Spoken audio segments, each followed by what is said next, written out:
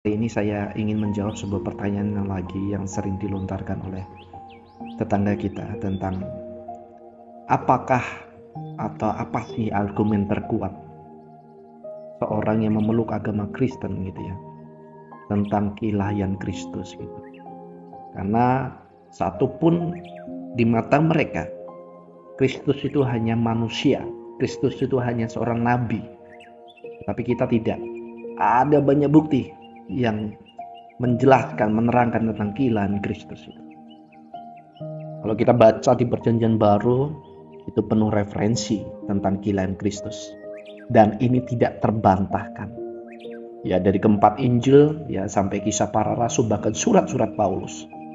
Yesus tidak hanya dipandang sebagai Mesias atau Kristus, tetapi Yesus dihubungkan dengan Allah itu sendiri. Ya, Rasul Paulus seringkali membahas keilahian Kristus ketika ia menjuluki Yesus sebagai Allah Maha Besar dan Juru Selamat kita. Ya, sampai Rasul Paulus mengutarakan bahwa Yesus dalam rupa Allah. Bahkan bukan hanya itu, Allah Bapa dalam Ibrani 1 ayat 8 itu mengatakan bahwa tahtamu ya Allah tetap untuk seterusnya dan selamanya. Dan banyak sekali ayat-ayat yang menjelaskan juga, yang mengajarkan tentang keilahian Kristus. Ya, Wahyu, Korintus, Petrus ya, dan lain sebagainya. Dan ini tidak terbantahkan ya. Sungguh banyak referensi di dalam Perjanjian Baru. Nah, teman-teman, walaupun kutipan ini ya sangat jelas, menurut saya sangat jelas, yang mengeklaim ya Alkitab mengeklaim bahwa Yesus itu kodratnya adalah ilahi. Namun ada juga beberapa proses yang tidak langsung mungkin dapat membantu untuk menjelaskan tentang itu. Seringkali Yesus ya menempatkan dirinya dalam tempat Allah dengan mengambil hak istimewa ilahi Allah Bapa. Ya, ia terkadang juga melakukan dan mengatakan hal-hal yang sebenarnya hanya diperbolehkan untuk Allah katakan saja. Oke, seperti pengampunan dosa. Siapa Yesus sehingga dia harus mengampuni dosa, ya.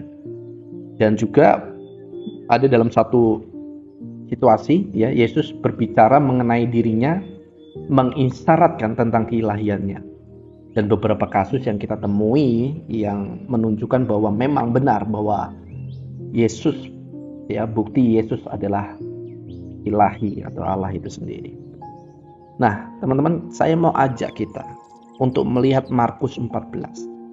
Di sini Yesus sedang dituduh dalam penghakimannya di depan imam besar. Apa tuduhannya?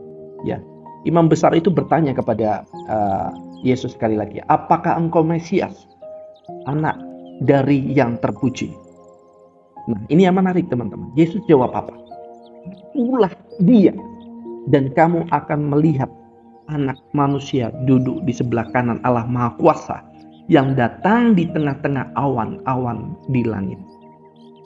Nah, teman-teman bisa catat ayat ini di Markus 14 ya, ayat 61 sampai 62. Saya ulang lagi, teman-teman bisa catat ini di Markus 14 ayat 61 sampai 62. Oke. Nah, di sini Yesus sedang mengakui keilahiannya ya, dengan mengutip satu bagian dari kitab Daniel di dalam Perjanjian Lama, di mana dikatakan di situ, aku terus melihat dalam penglihatan malam itu tampak datang dengan awan-awan dari langit seorang seperti anak manusia. Selanjutnya datanglah ia kepada yang lanjut usianya itu, dan ia dibawa ke hadapannya. Lalu diberikan kepadanya kekuasaan dan kemuliaan, ya, dan kekuasaan sebagai raja.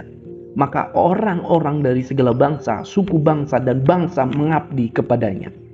Kekuasaannya ialah kekuasaan yang kekal, dikatakan, yang tidak akan lenyap, dan kerajaannya ialah kerajaan yang tidak akan musnah. Daniel 7 ayat 13-14. Ya, dengan jelas dikatakan ya, kerajaannya tidak akan musnah. Nah, di dalam referensi ini ya, penglihatan Daniel Yesus sedang mengidentifikasikan dirinya sebagai anak manusia. Ya, seorang yang telah diberi kekuasaan dan kemuliaan dan kekuasaan sebagai raja.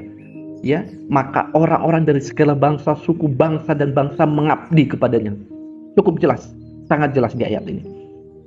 Dan anak manusia yang mempunyai kekuasaan yang kekal ini, ya, yang tidak akan lenyap ini adalah Yesus. Nah, orang pasti mengira, ya, macam apakah manusia ini? Kok bisa seorang manusia diberi kekuasaan begini? Ya, ada yang beranggapan ya namanya dipilih, hanya sebatas itu dan lain sebagainya. No. Kalau you baca Alkitab, banyak kebenaran-kebenaran yang dinyatakan.